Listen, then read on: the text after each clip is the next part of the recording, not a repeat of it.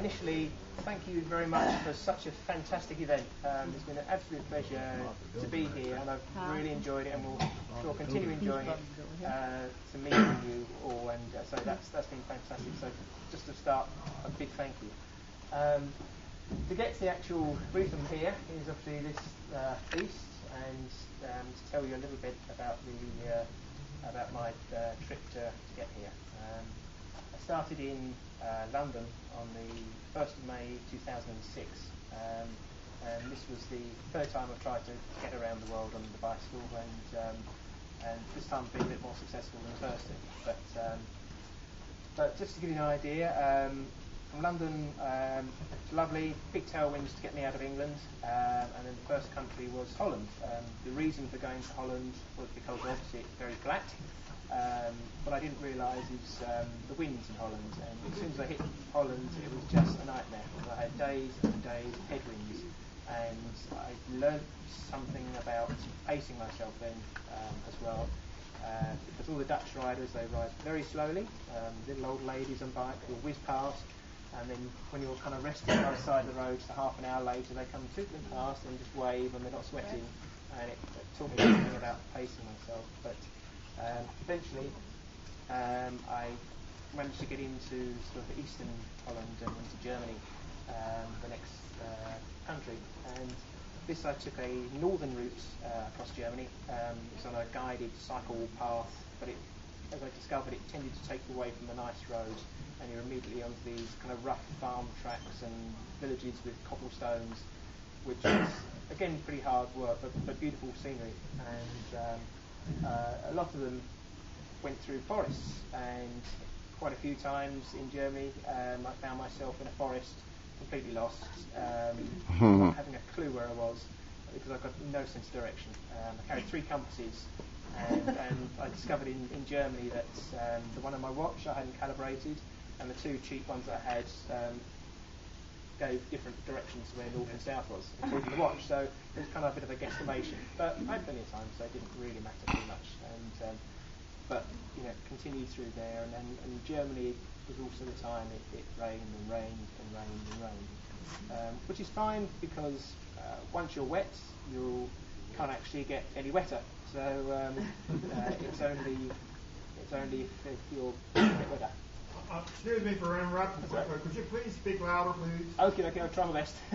and so so from Germany, the next country was the Czech Republic, and fabulous because from that point onwards, not in the Eurozone anymore, so the prices dropped, and it was great because then I could have a nice cheap beer every day, and that's very good for my cycling anyway, and it was great.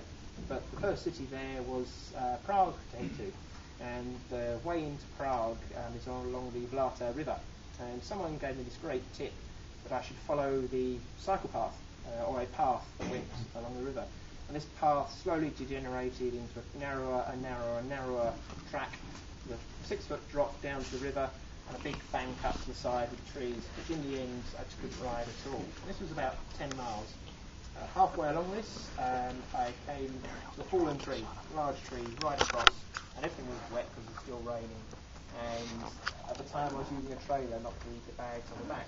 And the only way across was to dismantle the whole thing, take it over one at a time, and get it across to get into Prague.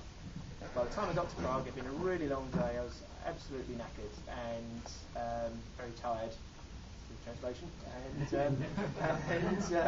and just rocked into a campsite that was just outside of town, washed my clothes, had something to eat, and went to sleep.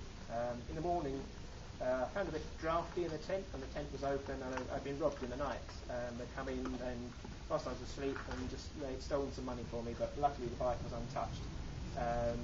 So it was a bit of a pain, but I just went into Prague and went to the ATM. I didn't get any of my card, so that was okay. And had a great day in Prague. Beautiful city, and had a great time there. Carrying on from there, whilst in Prague, there's a beautiful castle in Prague, and I rode the bike up to get a photograph of the bike in front of the castle. And with my lock, I wanted to have a walk around, so gained the bike to Prague Castle's gates, and it was fine.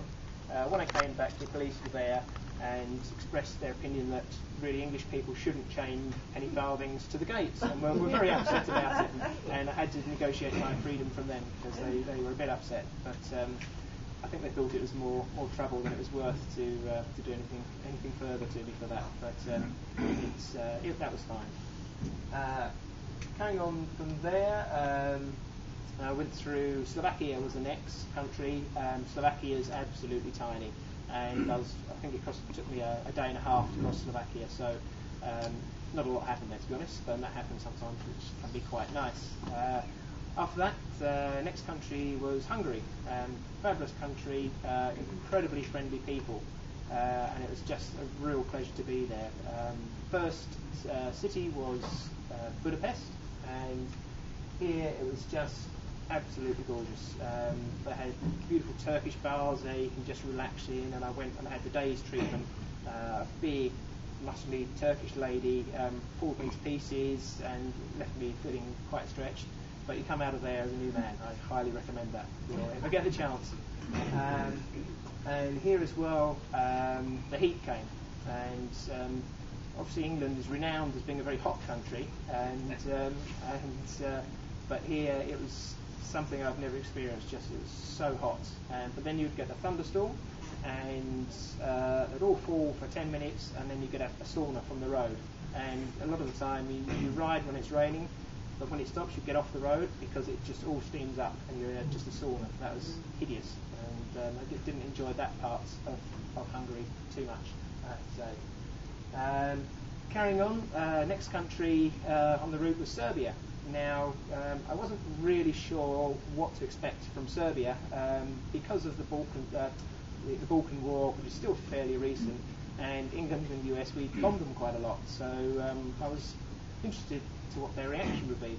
So on going into Serbia, I crossed the border very early in the morning, and by the time I'd left the border, I'd had photographs with the guards, swapped email addresses. They couldn't have been more friendly, just fantastic. First village I rode into, there's a corner bar, which is all through Eastern Europe, there's bars everywhere. There's a corner bar with 3 guys standing outside saying, "Stop, stop, stop, stop. Slimovic, Slimovic," and it's 7:30 in the morning. I hadn't eaten, and there was Slimovic, which is a strong Serbian vodka, and bang, that was on the table before I could say no. And it's like, still, first Slimovic, and like, oh god, and there's another one on the table, and like, no. And as soon as 2 of these later, my head's spinning, and I kind of refused anymore. I'm back on the bike, riding down the road, lugging as much water as possible, and it's an interesting way to start the day. And, but I managed to get some food inside and not fall off, which is the most important thing. Then, say, further down the road, I just stopped in a village. It was kind of raining, it was about lunchtime, and from a small farm to the side of the road, some people, guys, come over, and they were cooking in their shed on the side of the farm. Big cauldron under an open fire with called paprikash inside, and this is a traditional Serbian food, and they cook it all day long and drink lots of beer all day long, and it's absolutely fantastic. It's deer and pork and different herbs and spices, and it was a lovely way to spend an afternoon. And couldn't really talk English, and my Serbian was extremely limited, but I had a great afternoon and left there with farewells and handshakes, and it was absolutely lovely. And carried on all on the same day. It's getting dark now, and someone else waves me down in the village and asked me to stop to show the bike to his daughter. So of course, no problem. Ended up having pizza with the family in their house. Absolutely lovely. And that was kind of my first day in Serbia, which was absolutely fantastic. A few days later, it was quite hilly. I was going up a hill and grinding away on the pedals, and a chap from the side decided to help me up the hill, give me a bit of a push. Now, of course, as you all know, somebody's going to do that. I'd rather they didn't, but they should push from the rear, not from the side. And just at the moment he pushed from the side, the handlebar snapped, and sent me flying, and the step stabbed me in the car, which is a bit annoying. But at the top of the hill, there was 2 chaps who'd seen this pantomime evolving, and they had a welder, and 20 minutes later, it was welded up back on the road. And also, it was as simple as that. And also, I wanted them to put another bar just across there to give it some extra strength. And all they had was this brand new farm implement with a handle on one end and a blade on the other. No idea what it did. Just cut the handle off, cut the blade off, bang, done. And they were just so happy. And sent me on my way. It's just fantastic people. It was a real pleasure to be there. Got down to Belgrade, fabulous city. Again, lovely people. And you could go and see the bombed buildings from the war, and nobody gave you any problem about it being, say, English, and that was great. The only slight problem I had, they're building a large new cathedral in the centre of Belgrade. So I went to see this and had a ride round on the concourse in front of it. Apparently not supposed to do that, and I was stopped by some Serbian police who were very kind of Cold War-ish to me and demanding my papers and being very official, and thought I was trying to escape because they demanded the papers, and of course we were in the middle of the concourse, so I had nothing to lean the bike against. So I started walking away to lean it against the cathedral, and they thought I was trying to get away. So no, I had to show, and I do have a stand which I can lean it on, so I sort of got that out in the end. But again, I think they realised it's more hassle than it was worth, and they kind of shouted at me a bit and sent me on my way. But a lot of fun. Down through Serbia, pretty much this is all on the Danube as well, which is a lovely river to ride. And the next country was Macedonia. And to be honest, I had no idea what to expect in Macedonia. But again, first day in Macedonia, coming down a hill, and some people stop in a car, and they wave me down and say, "Oh, come to dinner." And they're from the Dudin winery. And when I had a fabulous lunch with them all, took me for a wine tasting, got me pissed, and it was just great. And pretty much they kidnapped me with kindness for a week, and I stayed in this town for a week. And it's an incredible place because it's all modern music, and we went to some clubs and stuff there, but it's like 1980, just the styles of dress and the hairstyles, and it's just fantastic. And it was just like stepping back in time. And the chap's house I stayed in there, he built the top floor, and all through Serbia especially, there's so much new building going on, and it's all breeze blocks but no rendering or paint on the outside. And I asked him, what would you have to get for planning permission to build your top floor? And he kind of looked at me strangely, and I'd go to the mayor of the town and give him some money. No, what actual regulations are there for building? And I go to the mayor and give him some money. Okay, I'm getting the idea of this now. And that's why all through Serbia, all these new builds, you see many with like the floor that's collapsed because there's been no supporting wall, or just so many like this. And there's a block of flats or apartments that I saw with a stairwell going up, and on each turn of the stairs there was a balcony that looked out over the area.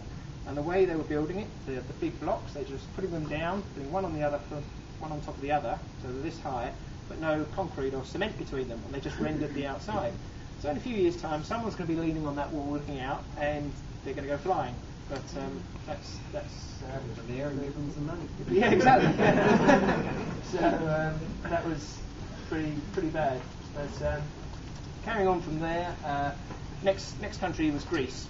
Back into the Eurozone, so all the prices went through the roof again. But again, a very nice country, some nice beaches to sit on.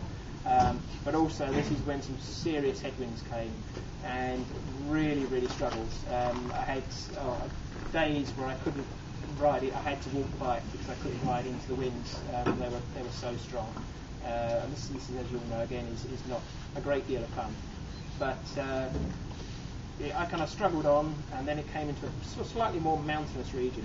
And at this stage, one day I was going down a hill, feet off the pedals, and there was a cross valley coming across the road. It was a dual carriageway, and the crosswind got me, blew me across the road, and I hit the barrier on the side, caught it with the pedal, bounced off that, fell straight back into the road, just as a lorry was coming past. And my faithful pith helmet here, I've still got the mark, which you can just about see, which is that one there, is from the tyre on the lorry, and it just kissed me on the head. And I kind of like got up and checked the bike, and the wheel was straight, nothing at all, not a mark on me. And the chap jumped out the lorry, and he was white as a sheet. He thought he'd run me over, and he was just waving and flapping and like, calm down, it's all right. But he was quite panicked and wanted me to put the bike in the back of the lorry and sorry, can't do that, don't take lifts, can't do that. And he was really insistent, but I just said, sorry, I don't take lifts, but it's very nice of you, and all was fine. And but I think it scared him more than it did actually me.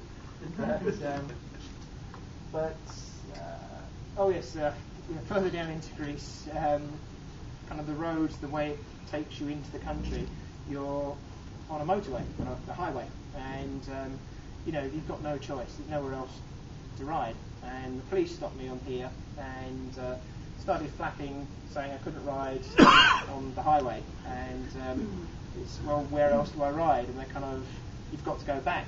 And it's like, well, I can't go back. There's nothing to go back to. I'm going this way.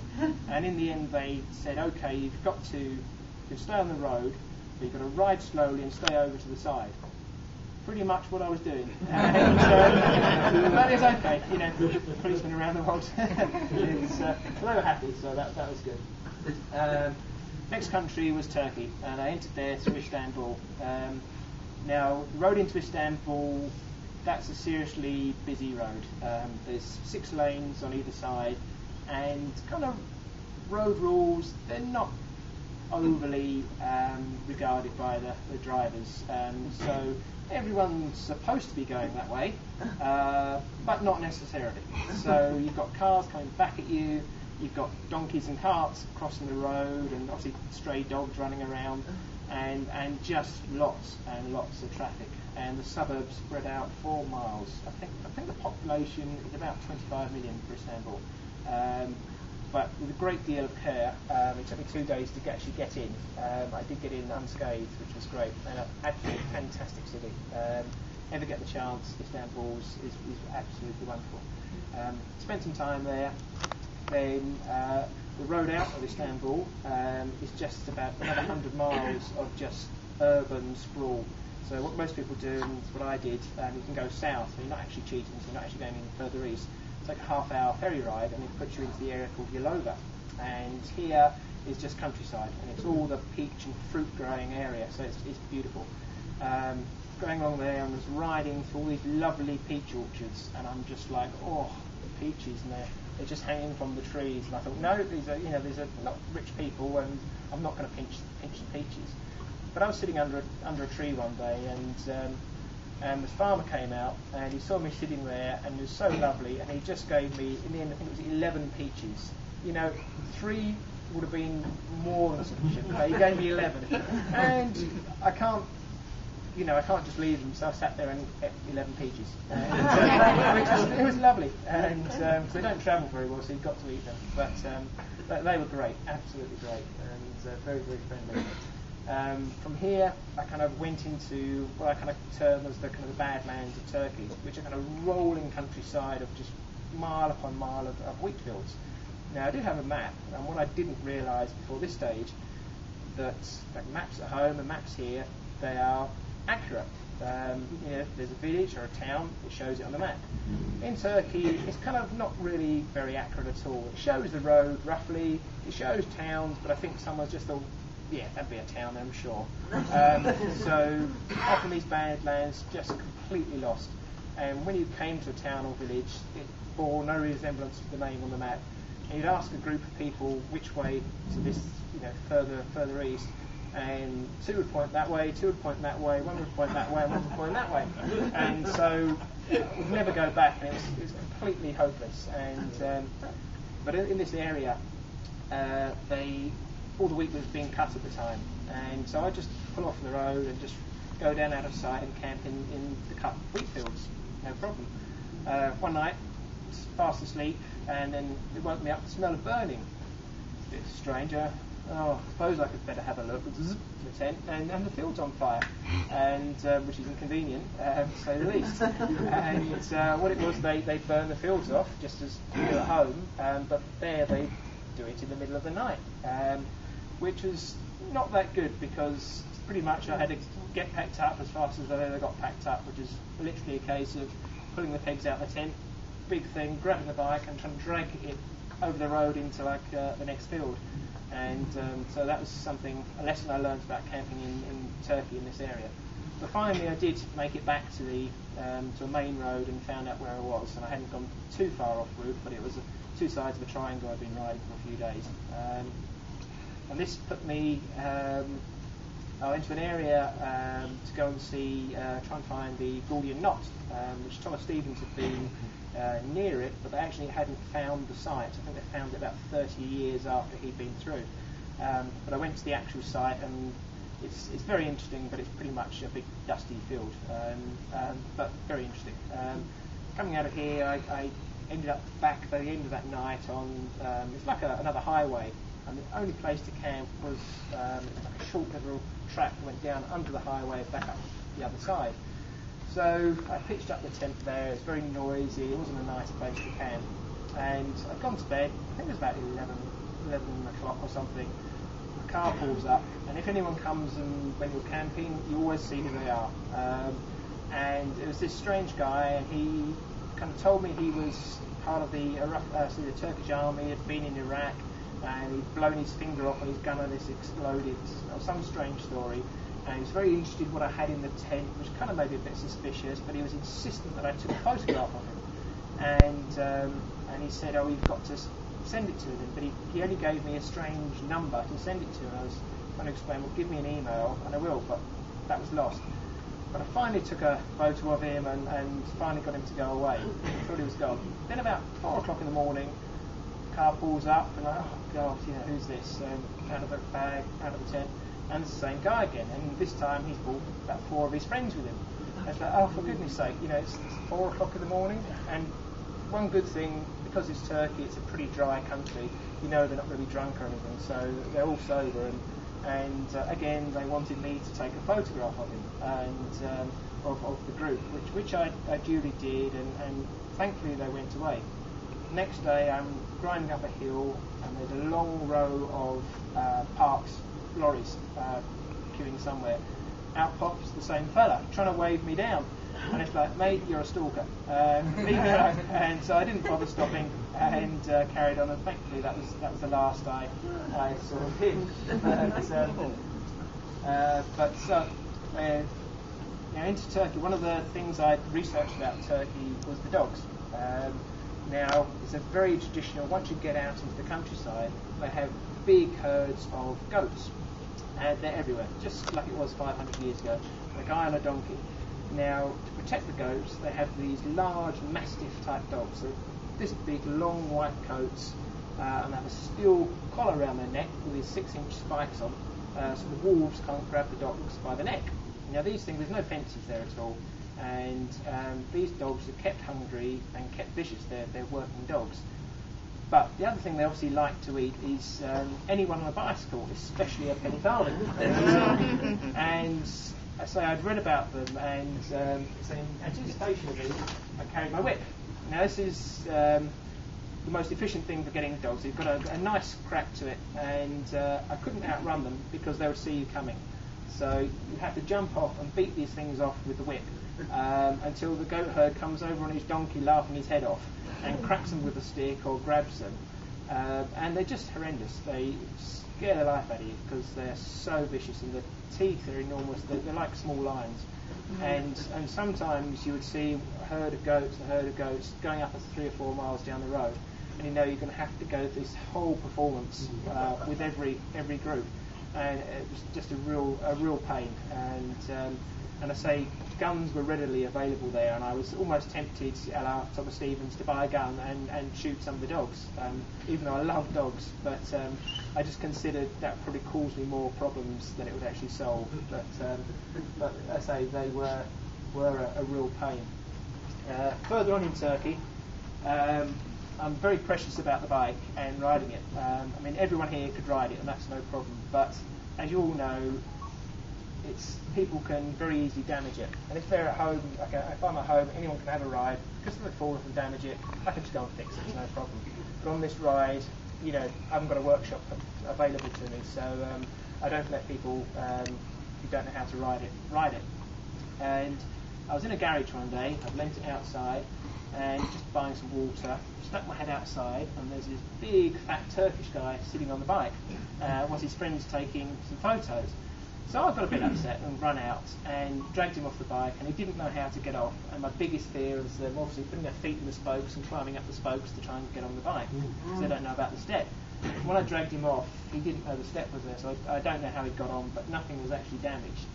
But he was incredibly arrogant, and he just said, photo, and really arrogant. And because we couldn't communicate properly, you can't explain to him how annoying he's just been. But then I realised his car was parked there. So, okay, I'll do more of a visual demonstration. So I jumped on his bonnet of his car and photo. And he got quite upset. And now we're creating an understanding with each other now. And thankfully by this time the chap in the garage had come out, and he was happy on my side. So that was good. And told the other guy to go away. And so that was all. Was fine. From here, carrying on through Turkey, it was getting very, very hot. And stupidly, one day I managed to run out of water. Now I carry a lot of water on both these two, the two down here, and at that stage I had bottles on the back as well. But forget food, water is the number one thing, don't run out of water. But I had half a day in 45-degree heat with no water. And by the afternoon... Centigrade. Yeah. I get confused. That's cold over here. 45 Fahrenheit is cold. Okay, I'll centigrade then. Yeah, it was very hot. I came across it was a farmer's irrigation pipe pumping gallons of water out, and it was just heaven to the eyes. And I jumped straight in, glug, glug, glug, glug, glug, glug, glug. And it tasted wonderful. Bearing in mind I carry sterilisation pills, and I carry a water filter as well, but I didn't use them.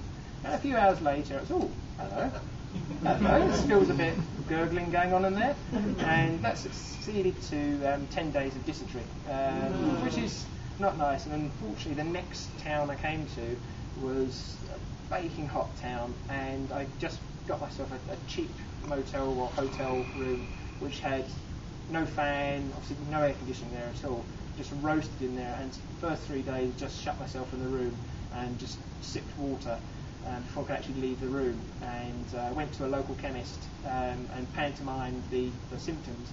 And he just took about 3 sets of drugs down, and so I just bought the lot and took the lot. And I say I was there for about 10 days, and then finally just hit the road again.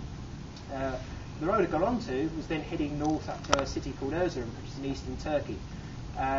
First night camping on this road, nice camp spot, went to sleep, and at about 11, 12 o'clock, all these cars, what I seen, or jeeps as they turned out to be, turned up, all the lights pointing on the tent, hello, and it's the Turkish army. This is strange. They called a chap who could speak a bit of English, and they said, you can't camp on this road, and this is the most terrorist active road in the whole of Turkey, and because of the Kurdish separatists in the east.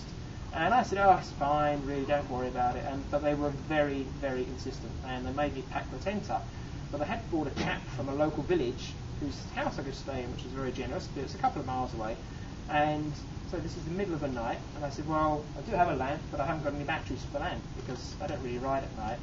So they're going to have to give me a army escort to this village, which was fantastic, because there was troops on these jeeps with machine guns using their lights, and it must have been a great scene, because we drove into this village and people were opening their windows to see what the noise was. There's all these military kind of guys with guns and machine guns escorting an Englishman on a penny farthing wearing a pith helmet. So quite what I thought, I don't know, but it was very funny, and to say it was a lot of fun.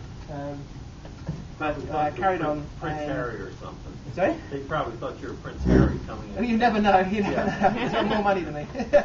But I carried on from here and got to Erzurum in the end without being murdered by the Kurdish people. And the Kurdish people were lovely. And as long as you knew they were Kurdish and not Turkish, and if you called it Kurdistan, not Turkey, they were your best friend. I mean, you would ride into a village there'd be a group of kind of young guys with guns just firing them into the ground.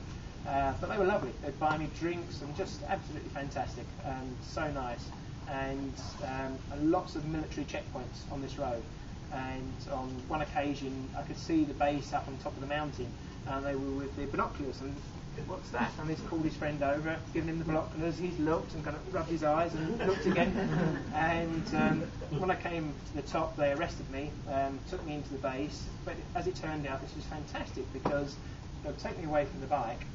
When I came back, and whilst they was away, I would give them my passport and stuff. And but when I came back, they would have searched the bike, but they would also have filled all the water bottles up, put a bit of food in there for me. And being soldiers, they're a lot more tidy than me. They'd actually pack it better than I did. And always for a feed, and it was great. And the only problem I had with one of these, because they couldn't speak English and I couldn't speak Turkish, was first time they'd ask me my name, and I'd say, oh, Joff Summerfield. My actual real name is Jonathan. Joff's a nickname. And of course my passport says Jonathan. So when I told them Joff Summerfield, they read the passport and said, Jonathan, why are you lying about your name? Oh, no. And trying to explain to a Turkish soldier what a nickname is, when you don't have a common language, is a bit tricky, but they were fine in the end. And as I say, was arrested quite a few times, but always had a good feed out of it, which was the main thing. I was struggling at the stage as well, a lot through still the aftermath of the dysentery.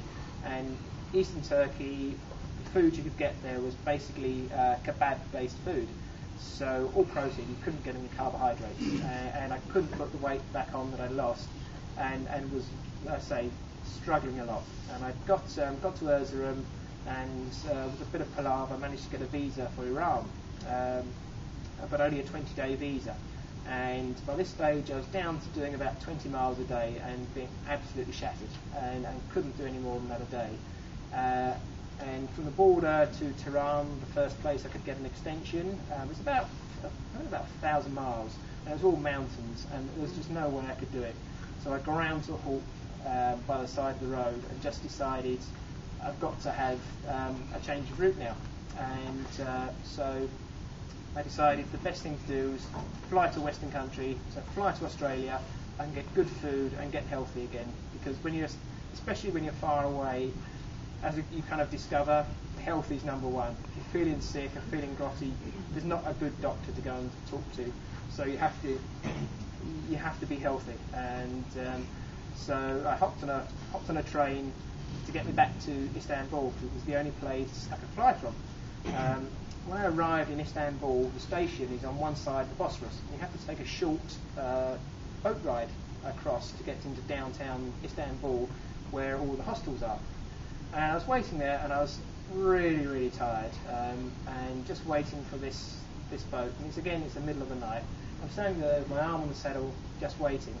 And this young fella comes up, and he had his dark glasses on for clubbing, and was being all loud and kind of aggressive. And he said, "Oh, Matthew, money." And I was like, "Oh, I'm so tired. Please don't harass me." And he was saying this, and had my arm on the saddle, and he started pinching my arm, which wasn't really that scary, but it did hurt, and he did in the end actually draw blood. But I was so tired, it was just like it was someone else's arm. And it wasn't very mafioso-ish to pinch someone. So he carried this on, and I wasn't reacting. And so he started going in his pockets, and I thought, "Oh, hello, you're going to pull a knife now. This is making it obviously a lot more serious." And I had in Turkey, I wear a backpack as well, and the whip is on the backpack, so I can get to it quickly. So I thought, okay, if you pull a knife, I can grab the whip and pull it out, and I can whip you. And he goes in his pockets, and he goes, aha, and he pulls out a lighter, obviously to burn my arm. So he goes, gets a flame, went to burn me, so I've gone, blown it out.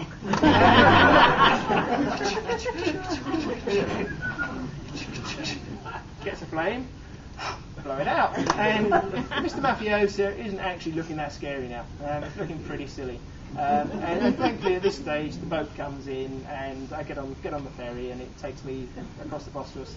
He's on there as well, but in the downtown area of Istanbul, there's all the tourist police, scary guys, and obviously if I just shouted to one of them, there he's going to get a big beating, and so he left in disgrace then, so which was quite good. And then I managed to get on a flight and do various flights, get to Cairns in Australia, and which was great. And I again arrived in the middle of the night and went into the airport, and the first chap I met was this big Aboriginal security guard. And I said, "Is it okay, mate, if I can just sleep on the floor here and go into town in the morning?" And he kind of looked at me and went, "Yeah, no problem, we'll move the chairs," and he couldn't have been nicer.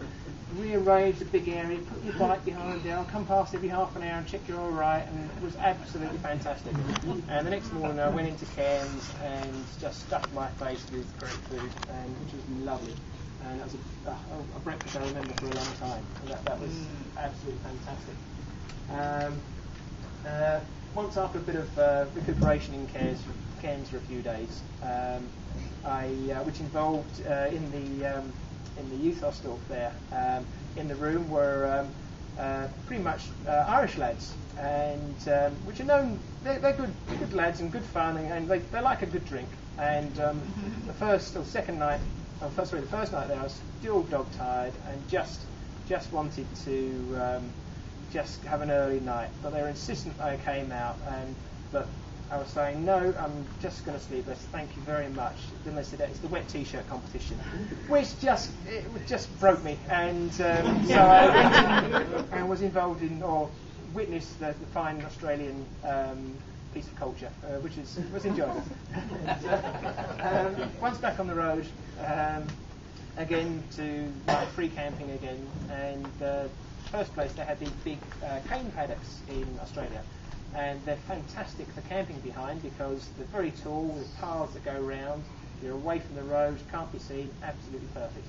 And I've camped there for a few nights behind the cane paddocks. Then someone told me that how they harvest the cane is what they do at night time. They set fire to it, and it's like a firestorm blows through. And when I told him that I'd been camping in the cane paddocks, he kind of said that's really not a good idea to do. And plus as well, all the snakes, the spiders, the things which every animal in Australia will bite you and kill you, they all live in the field, and when they burn it, they all come out from the field, and so you probably would have been bitten and be poisoned, so you wouldn't actually be able to run away from the flames. So that was a lesson. And a couple of nights later, I camped just down by a stream, just off the road, with cut grass. It was really nice. And here in the morning when I got up, there was a sign which I'd ignored when I pitched up, and it said, "Don't camp here because of the crocodiles." And okay, I'm beginning to realise Australia, you've got to be a bit more careful with the wildlife. So carrying on down the coast, and I was listening to a local radio station on my Walkman, and someone phoned in and said, "I'm just driving down the road, and guess what I've seen? This mad Pommy with a pith helmet on a penny farthing." And they're just, the Aussies like to make fun of the English for some strange reason. We're obviously far above that. We've never made fun of them. And they were joking about it. And then they had a quiz in the afternoon, and the quiz was, "Why is it called a penny farthing?" And of course, 10 minutes later, someone phones in, and I'm like, the time, because I don't carry a phone. I should have. That would have been. I could phone them up. But the prize for this quiz was a hamper of food and a bottle of wine. That night, I'm sitting in my tent with my tin of baked beans and my spoon, thinking that was my hamper, that was my bottle of wine. And but it wasn't to be, obviously. But I would have really much appreciated it. Carrying on down the coast, I come to Sydney, and I really was looking forward to riding across Sydney Harbour Bridge, because my image of Australia was the Sydney Harbour Bridge and the Opera House. So this was going to be a great thing. So I don't tend to look at signs too much. I just rode straight onto the bridge, and the cars are honking, but they honk people on penny farthings. But the honks were getting a little bit more aggressive, and a few people shouting at me as well, and that I wasn't really supposed to be on the bridge. And it's a very busy bridge, and there's no shoulder. And about halfway across, the police come on, sirens blaring, again shouting at me quite aggressively, and they stopped me and said, "You can't you can't ride across the bridge, and got to put the bike in the back of the truck, and can't take lifts, sorry. And they said, well, why aren't you on the cycle path? And, oh, cycle path? Yeah, that one. And, oh yeah, and there was a cycle path across the bridge, which I'd actually missed, and still hadn't actually noticed, but we negotiated down, they'll help me lift all the bike and all the bags across the barrier, and so I can actually carry on riding and not take a lift across the bridge. So I did eventually get across there and had a great time in Sydney, a lot of fun. Carrying on down, get down to Tasmania for our penny farthing cousins down there, and had a fantastic time in the races. Really, really good fun, and met Peter again there, who's always there, and on the Sunday there there's a 20 mile road race, and there's a long hill you go down, and you have to take your feet off the pedals. And with the speedo on the bike, I think we're doing about 20 miles an hour down there, and I'm behind Peter, and he goes and gets his feet back on the pedals. And now I can't normally do it until about 15 miles an hour. And I thought, Peter can do it. And I went, and had some very grey shins.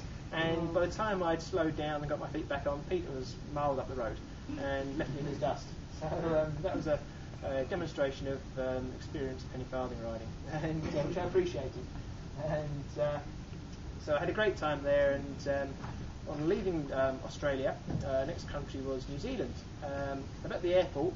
I handed my passport over to leave Australia, and the lady looked at it, looked at me, and like, can you go and sit down, please, sir? I'm like, oh, I've got a 12-month visa.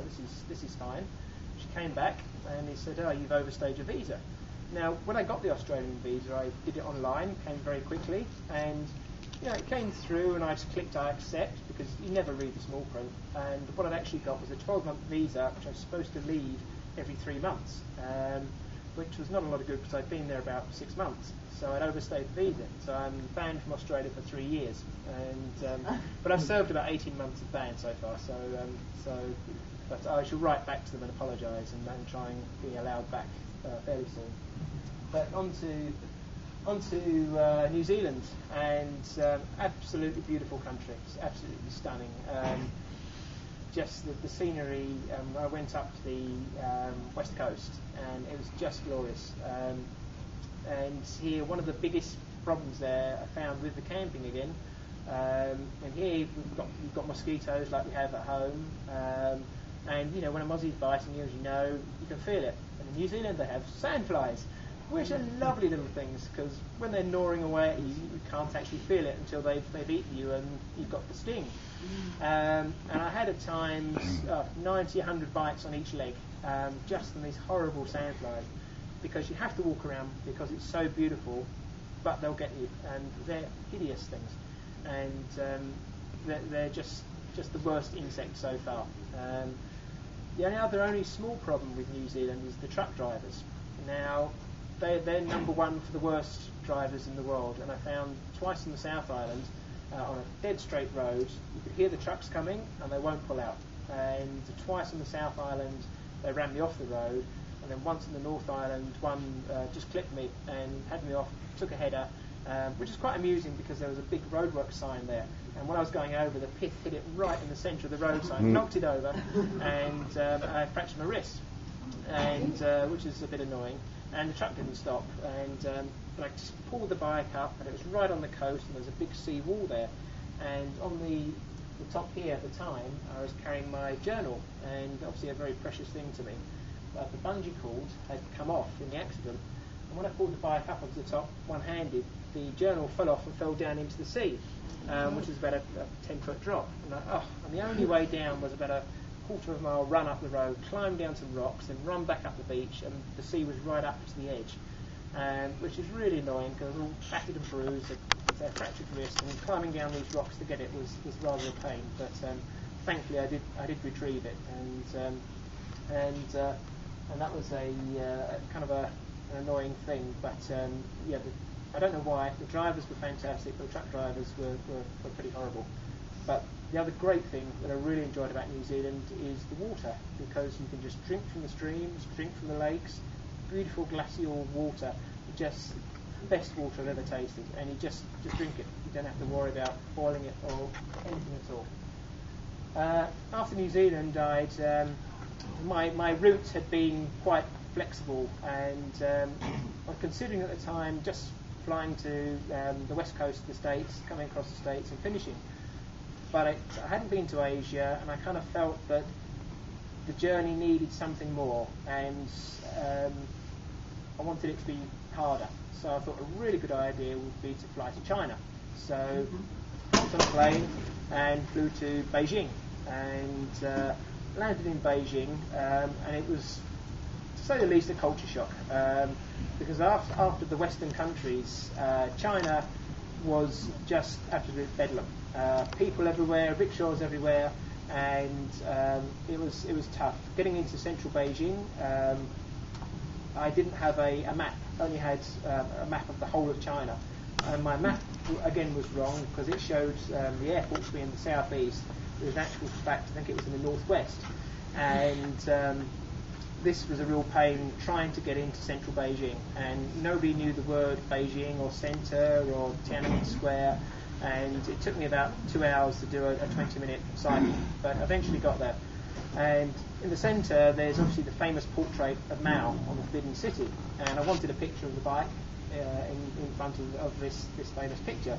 So I stopped, and like anywhere, the penny farthings, people stop to have a look. Now, you don't do that in Beijing. Everyone keeps walking. You don't stand out from the crowd.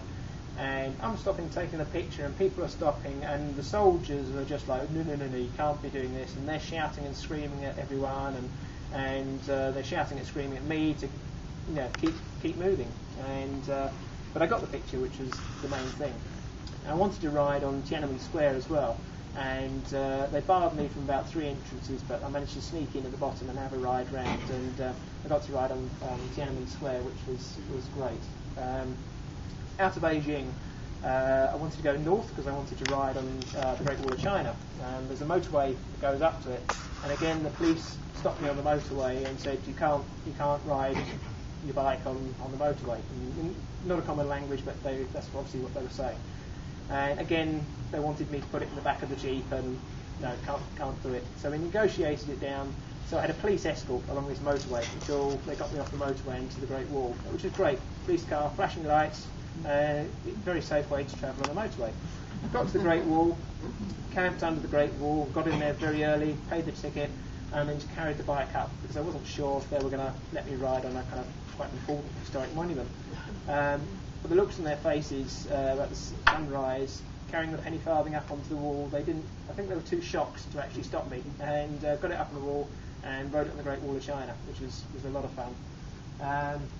From here, the plan was to head south, and so back on the road. And the big thing about the whole of northern China is it's so polluted. It's just incredibly polluted. When I left Beijing, it's the only time I felt a real acidic burning in my nose just from the pollution. It's just horrendous. But out in the countryside, the pollution is from coal dust. And what they do, everyone has coal-fired stoves.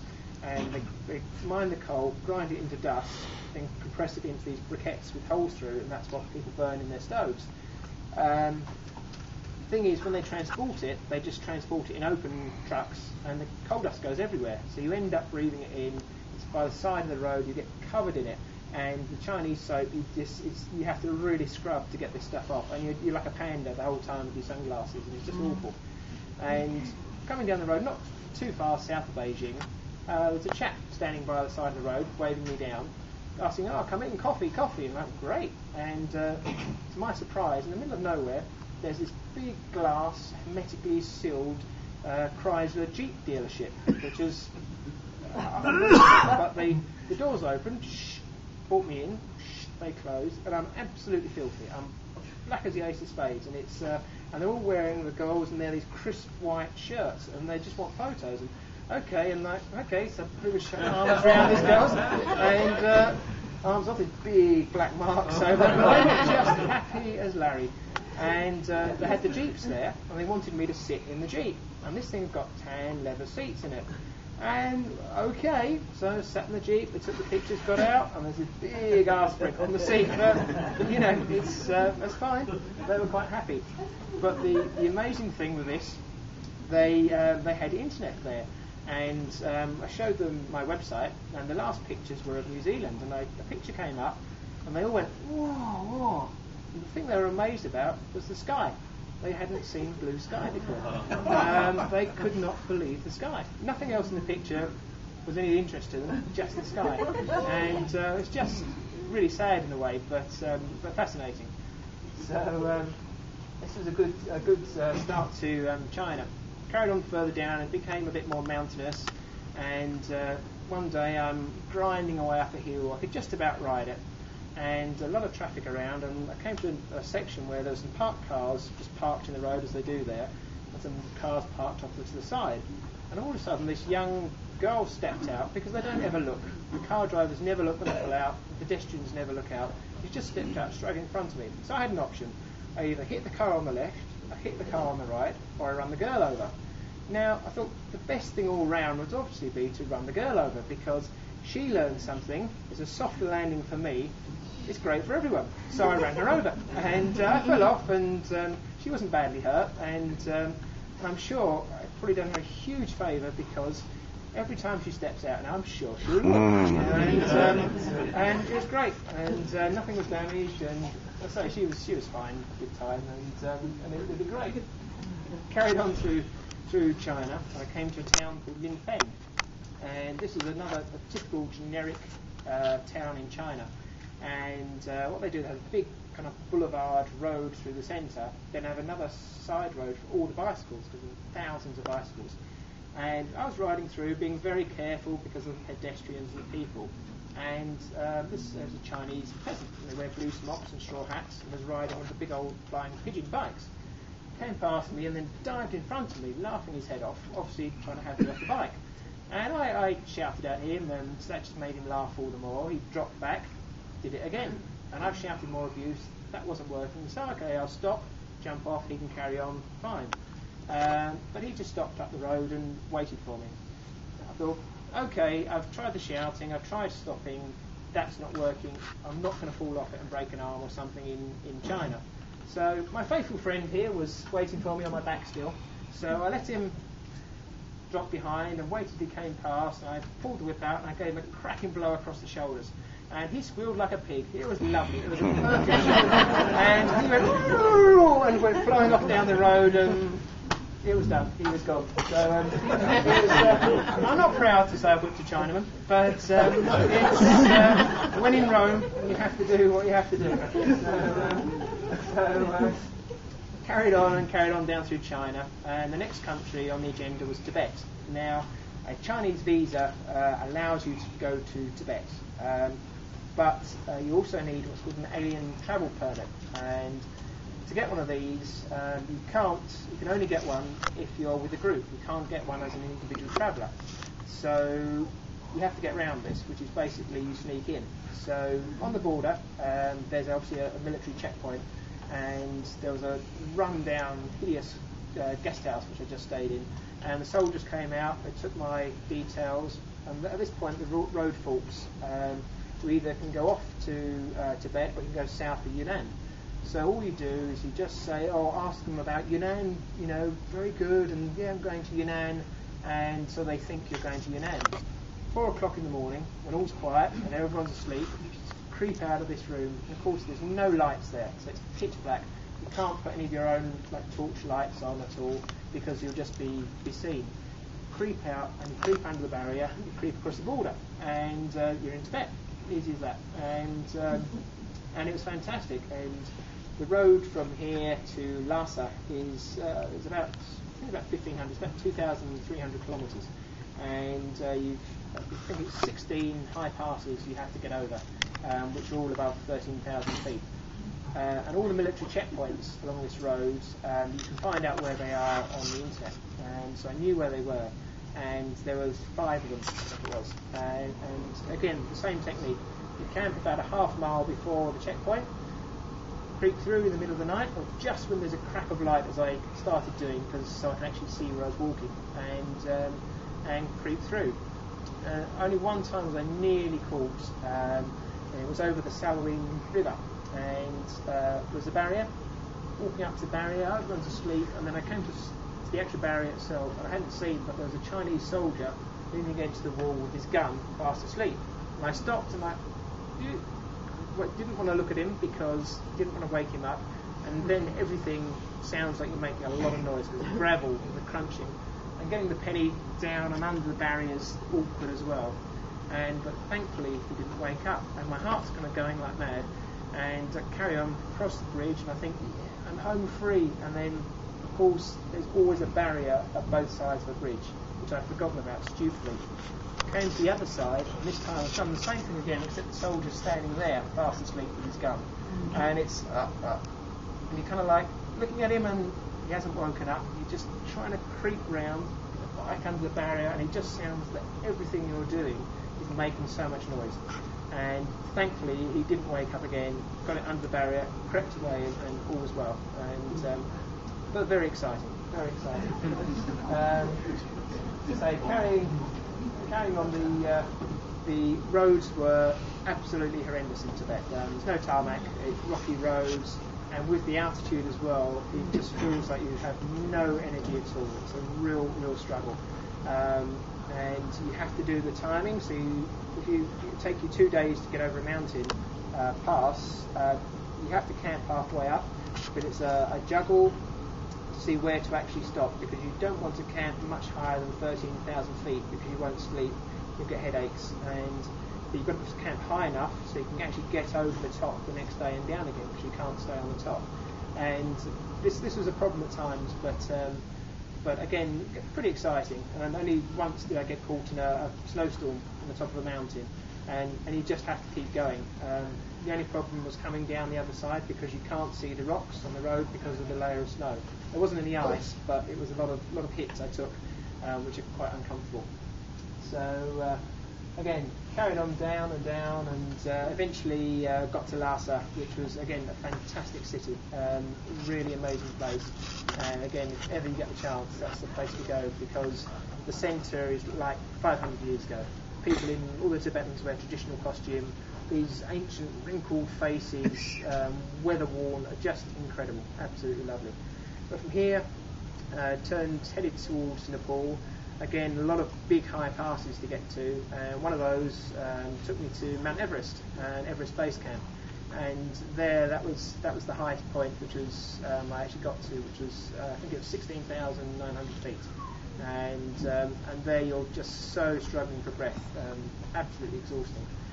From Everest, it's the start, or once you come back from Everest, a few more days ride, you're at the start of what's kind of known as the longest downhill in the world, which I'd read about, but it's actually absolute nonsense, because it goes down, then comes up again, and it's not at all.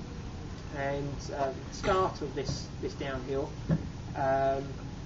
it was absolutely pouring with rain, and sleeting and snowing, and I got to as far as I could go on the last day on the top, and just camped by the side of the road, and everything was wet. Hands were wet, I was cold, and just camped by the side. In the morning, there's snow everywhere, still sleeting. I rode in the morning for about 10 minutes, and then I had to get off because I couldn't hold on to the bar ends anymore because I couldn't feel my hands. And so this was kind of getting a bit dodgy. But luckily there was a small Tibetan cottage, no windows, but you could see the smoke coming out of the top, so you knew there were people in there. And knocked on the door with my elbow, and the door opens, and there's about 10 Tibetans inside in a smoke-filled tiny room. Looked a bit shocked when they saw me, but knew exactly what was the problem. Pulled me in, pulled my gloves off, stuck them on the stove, gave me jam jars full of hot water, and treated me like an absolute prince, and dried me out and sent me on my way. They were absolutely fantastic. Carried on down and down, and came to a town finally, and this was again pouring with rain, but it was getting a bit warmer, so that was nicer. And I had a very near miss here. The road was flooded, and I was walking on the pavement with the bike just going through the big puddle, and all of a sudden the bike disappears and it's down to the axle, and there's underwater, which you can't see because of the muddy water, there's obviously a giant hole, and just thankfully I wasn't actually riding the bike at the time, and pulled it out and was very pleased that I didn't follow it down there. The road then narrowed down into a one-car width muddy track which goes down and switchbacks and follows this valley. There's a 1,000-foot drop down to a river, 1,000 foot up, like a sheer cliff face. And the road was absolutely appalling. And again, just constantly raining, mud, and I took a header there and landed in a puddle, and luckily I twisted and landed on my backpack. Lots of bruises and stuff, but it was, everything's all right, thank goodness for that. And then you just got to sit there and just laugh, because you're sitting in a puddle, your bike's on the floor in the middle of Tibet. What can you do? It's just funny. And so I pulled the bike up, carried on, and I came round the corner and on the bike, and I looked at the bank and the material of the bank. You could see it was softer, water-sodden kind of soil. And looking at it, and came down, and then landslide came down, and I just stopped and just jumped off the bike, and a big rock landed right in front of the bike, and a big apple-sized one again caught me on the pith, and still have the scars to prove it, which is that one there from the one that hit me, and that had me seeing stars. But I backed up as fast as I could, dragging the bike, and then a whole load came down, so I waited and kind of stopped, and I take a step forward and then a whole load more. Half an hour later I'm still standing there, and I just thought, well, a lot is coming down, but I'm not going back. So it's one of those kind of moments in life when you've got to step up to the line, and it's okay. So I just kind of timed it and just ran for it with the bike. And the bike's bouncing over all the rocks there, because it's all over the road, and more came down, but not large lumps. A few rocks and things were bouncing on the slopes and bouncing off the pith, and but ran through the 30 yards, I think it was, and I was home free, and it was great, very, very exciting. And a few more, an hour or so later, it's the only day on the trip when I haven't had the pit, I haven't had the whip where it should be, and I'd stuffed it right down the back there, and I couldn't reach it. And a dog came from, I have no idea where it was living, but it was there, and it came up and was all trying to bite me, and it bit me on the toe, and I tried, and the whip wasn't there, and so I just tried to kick it, and he had me on the toe, the bugger, which was very annoying. Carried on down, and in the end, the last 6 miles or so, I had to walk because the brakes were totally gone, because all this gritty sand, it just ruined the brake blocks in one day. And then that wrecked on the rear rim as well, which is still in its last legs now, but it's going to get me home. Came down to a town called Zangmu, which is the border town. And there's hotels there, and I just thought, I'm going to treat myself to a hotel tonight. And they're quite kind of posh hotels, still cheap by Western standards. But I walked into the foyer with the bike, and they're kind of looking at me strangely. I'm dripping, filthy, covered in mud, stinking, and have a room, and okay, I'm going to take the bike. And no. And I said, no, this is not my wife. We sleep together. Okay. And so I carried the bike up to the room, had an ensuite bathroom, and we're so filthy. It was okay. We're having a shower. So I put the bike in the shower, me in the shower, and we had a shower together. It's just the easiest way to get everything clean. And I've got to say the bathroom was a bit bad afterwards, but I cleaned it up as best as I could. But I slept well that night. That was lovely. And crossed the border without too much problem, and headed down into Nepal. And it was just fantastic, because suddenly you've got all this oxygen in your blood, and you feel like the strongest person in the world. The hills, you just felt like you could ride a vertical hill. It was just brilliant. It was amazing. And I'm not sure if it was the extra oxygen that I was breathing, but in every village there seemed to be a long, dark-haired Nepalese girl washing her hair in the stream, flipping her hair back, and it was just, oh my God. And it's probably the more near-miss accidents I had that day. And it seemed to be in every village, and it was I think it was the oxygen, I don't know, but that was wonderful. And finally got to Kathmandu, and here it was just a child in a candy shop, because There was just all the food you could ever want. And after being in Tibet for a long time, with their very basic food, to suddenly get steaks and proper vegetables again was just heaven. And spent about a week in Kathmandu, also getting an Indian visa there, which was a bit of a performance. Carried on down from Nepal and getting into India. Now, I've been really looking forward to India, and I thought because of the English, the history there, lots of people will speak English as well, which would make life a lot easier, but which wasn't as it turned out to be the case. One across the border, very rustic border, there's just a table on the Indian side with these soldiers sitting behind the table stamping your passports, and no problem, and so he said, oh, well, see you ride. Okay, but it was absolute bedlam of an Indian town, just cows and donkeys and millions of people, and being a border town as well, it was absolutely crazy. I said, oh, well, we'll have to go further down the road with less traffic, and yeah, you'll see me ride. They said no. He stood up and he had this big bamboo stick and he just started cracking people on the heads. Men, women, children, of old and young, it didn't matter. And before I could actually stop him and say, okay, I'll ride, no problem, he cracked about 5 or 6 people on the heads. I mean, seriously cracked them on the heads. And people lying on the floor and like, no, don't kill anyone for me, really. So I got on and he had his demonstration. And luckily I didn't fall off. But it was absolutely chaos. Coming down into India, a lot of the time in these sort of Asian countries you'll eat on roadside food stalls. And one of the ones in India, they serve the food just outside by the road on tables in these stamped metal trays. So you get your dal bat, your rice and your curry in different sections of the tray. So I was eating this away, and I was having a chat with the man across the table, and I was using a fork and he was using his fingers, and he could speak good English. And he said, you know, it's strange, you people from the West, why you use these strange forks? Why not use your fingers? It's much, much better. He said, if I used a fork, I'd be sticking it in my ear. I can't use it. And he was just doing all this, and I'm a fork man, I'm afraid. And I could really do with a knife as well, but there's no knives. And so I finished the meal and that, and then the lady who ran the kind of the stall and the food, she took these trays and she put them on the floor. Now in India there's sacred cows everywhere, and this sacred cow wanders over and licks these trays clean. Like, and she picks the trays up, put it back in the pile. No. Okay, that's an efficient dishwasher, and it is a sacred cow. So again, when in Rome, you know, it's so that was an interesting thing. I'm glad I saw it after I'd eaten the meal, rather than before. But I realised that kind of punchy kind of taste that the food had. So, so carried on down to Varanasi, the next town, which again was absolute chaos. You couldn't ride through there.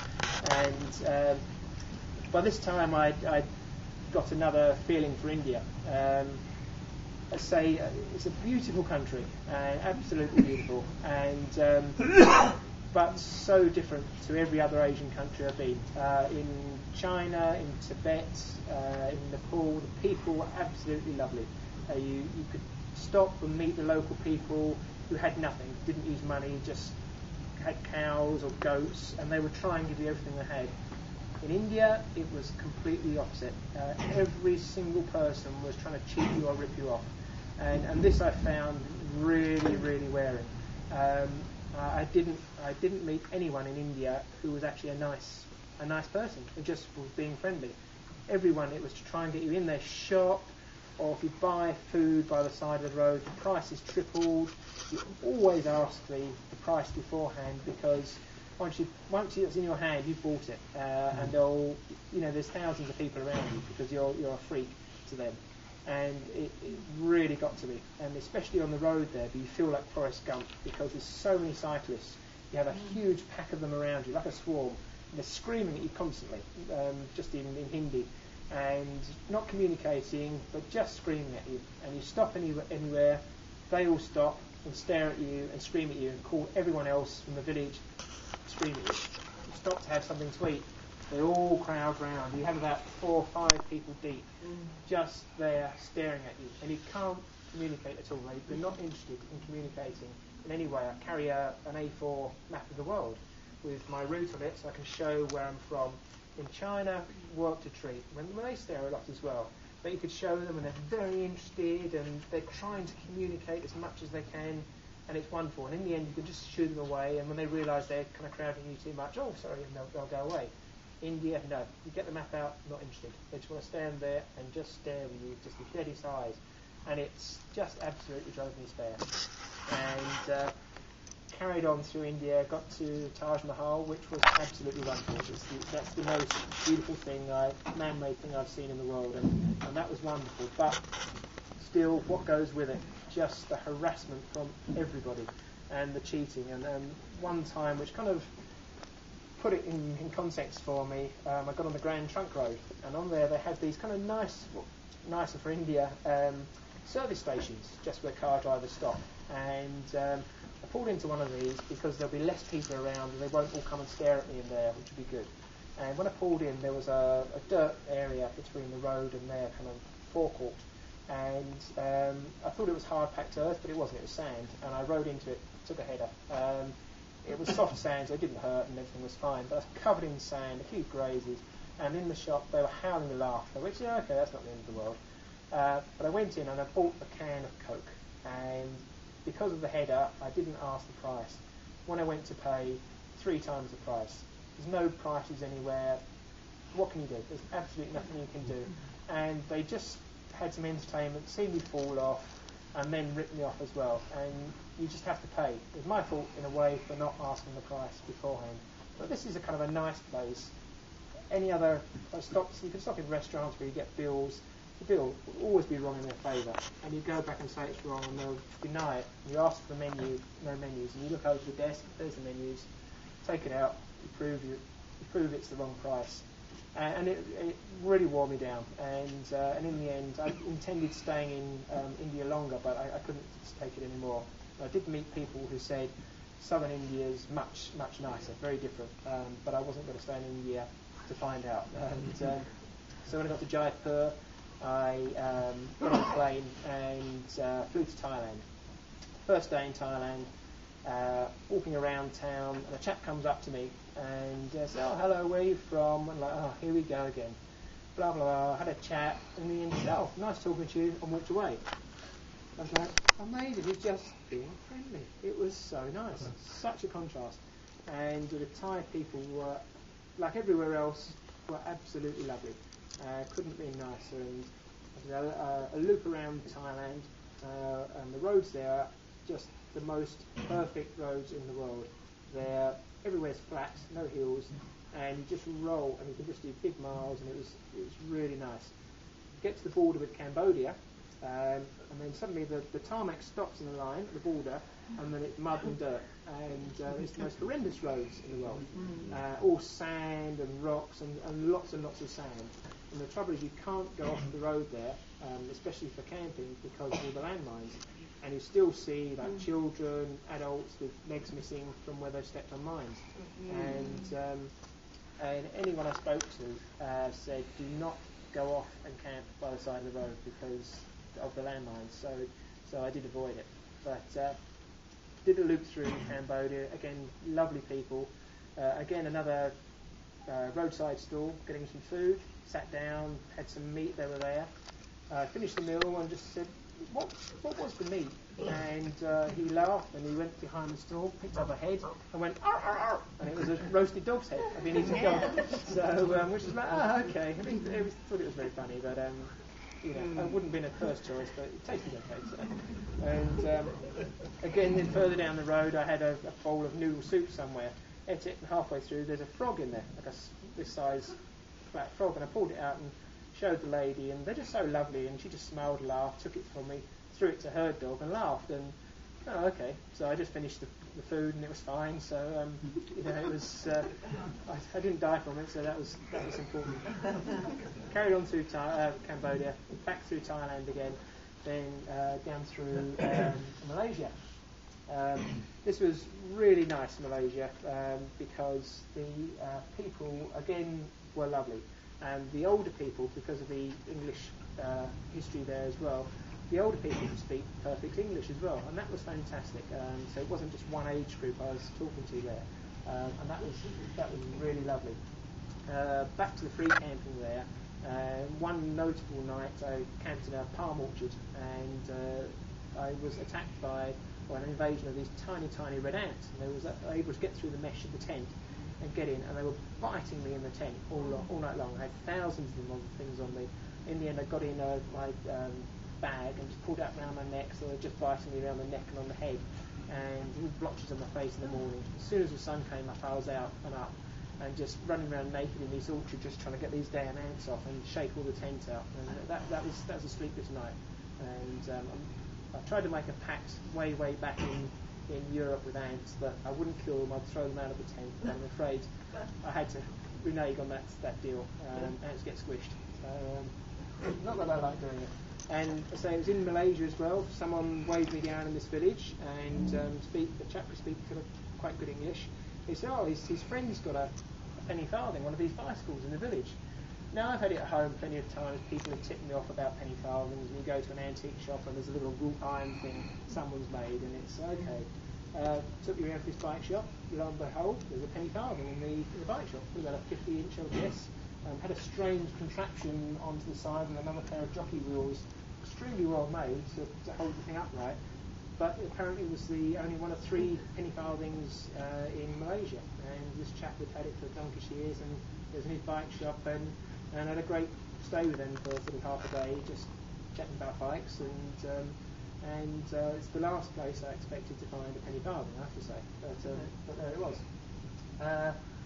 After Malaysia, I got down to Kuala Lumpur, and from there I got my US visa, and they decided to let me in, which I had to go for an interview to get a 6-month visa for the States.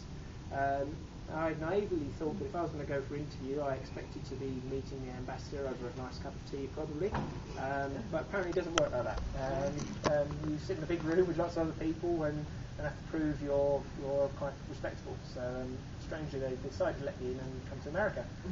Landed in San Francisco. The original intention had been to do the Thomas Stevens route, the northern route, but I think on the Wheelmen website, everyone, probably David as well, told me that that's really silly in March because you'll freeze to death in the Rockies. So instead I went down the Pacific Highway and looped round through Death Valley. Now this time I've been having some toothache, and I've never had any dentistry work, never had a filling, so it was a bit annoying that I was getting this toothache. So I took some pills and it wasn't working. So just before Death Valley, I went to see a dentist. He took an X-ray and said, okay, yeah, we've got a cavity in your wisdom tooth at the top there, which is really annoying. And he said, you've got to have it pulled out, and it'd be $300. You have to come back tomorrow. I'm like, $300? No, that's too much. How would you pull it out tomorrow? Just as a matter of interest. So he showed me the pliers and showed me how he would do it. And, okay. Now this time I was riding with a German chap for a few weeks, and so we rode it down into Death Valley the next day, and camped up, and what I decided to do is pull it out myself. And now luckily I do carry a dentistry kit, which is this. So so I got the dentist to show me how to do it, and my German friend he had a flask of whiskey, and so which is internationally known as a good anaesthetic. So I drank the whiskey and clamped that on my wisdom tooth at the top. He put his foot on my shoulder, gave him directions, and we yanked it and pulled it and yanked it and pulled my wisdom tooth out. And out she came, and saved me $300. So again, if there's anyone over the weekend that needs any dentistry, I'm more than happy to do it for you. For you, it'd be hardly anything, Wesley. So, Would you do it again? To you, David, absolutely. No. Would you do it to yourself again? I think the experience is one time. One time? Really. I did. It came out successfully, but I did have to lie down for a period of time afterwards. And the choosing. Sorry? Where is the tooth? I sent it back to England. You see, well, like you, we have the tooth fairy, but pounds are worth a lot more than dollars right now, so I'll go with pounds. So yes, back in England. But I've got a gap there in the top now, so that was great. Death Valley was a perfect place to do it as well. Hope your mother's not So, dead. Is it a biomedical hazard? Well, it's Say a probably, couple it's probably bucks. festering in England right now. Home dentistry. So I carried on from here and went through Grand Canyon and then the Southern Rockies. Only had one kind of high pass there, which was Wolf Creek Pass, and that was 8,000 feet. But it was still snowy, and I camped at about 6,000. And the tent was -2 in the morning in the tent, and but I think it took me 3 hours to walk to the top that day, and then a lovely downhill, and that was the last of the cold weather, which I was very happy about. Getting into Kansas, that's where I rode for about 5 days with fellow Wheelmen, we all know Paul Brackus, which is great, and we had huge winds then. Luckily they weren't headwinds, they were coming a sort of 45-degree angle to us, but I've never ridden in winds that strong. And we were riding along, it almost felt like you're at 45 degrees. It probably wasn't that much, I'm sure, but they were just so strong and pretty dangerous. The locals were telling us, get off the road, and we did stop in a church, which was just lovely. They just said, no, it's open, help yourself, you can stay there if you want, whatever you want to do. But we stayed there an hour, and the winds dropped a bit and carried on, and thankfully all was well. Carrying on from there, got into the Appalachians, or over the Ozarks, which weren't too bad, and north of the Appalachians, where I met, just by chance, all the Race Across America riders. And some of the teams, they have 3 or 4 men in the team, and they also have the solo riders. I met one of the solo riding teams, and I think they get across America in about 8 days, and they just don't sleep. And they were just stopping and refueling their rider. He was sitting on his bike, and I said hello, and the guy, his eyes are falling out of his head. He's in this complete daze, and he kind of, you're safe on this road, and he kind of carried on, and actually on the hills, I actually kept up with him, because the poor guy was so tired, and but then they sped off. Then about 2 days later in the Appalachians, I'm pushing the bike up a hill, and there's a guy sleeping in a ditch with his bike with a number on it, and he woke up when I came up to him, and he kind of like, oh, hello, and he was swearing like a priest, and but he was in last place on the Race Across America, and he said they won't give me an official time now because I didn't get to the checkpoint on time, but I'm going to finish it anyway, and we had breakfast together. But he was, again, on another planet, and head was spinning, and he just, after breakfast he carried on, and he did finish, and he didn't get any awards, but he finished, which was great. I was really impressed with that. I had an email from him a couple of days ago, and he's now doing the Badwater Marathon. There's a marathon that runs through Death Valley at this time of the year. So he's quite insane, I think. So, I respect him for that. There's nothing wrong. From here, into DC, great time, stayed with Eric Rhodes and Haig, who were both here yesterday, and had a great time in your capital, Museum Fest, it was great. Then heading for Delaware, and tried to ride across the Bay Bridge, but they didn't want me to do it, and the toll bridge, they stopped me and said no, so I had to take a lift, I had to get a courier to take me across the bridge. But I rode extra miles around Delaware. I zigged and zagged to make up for it. You should have had an easy pass. Yeah,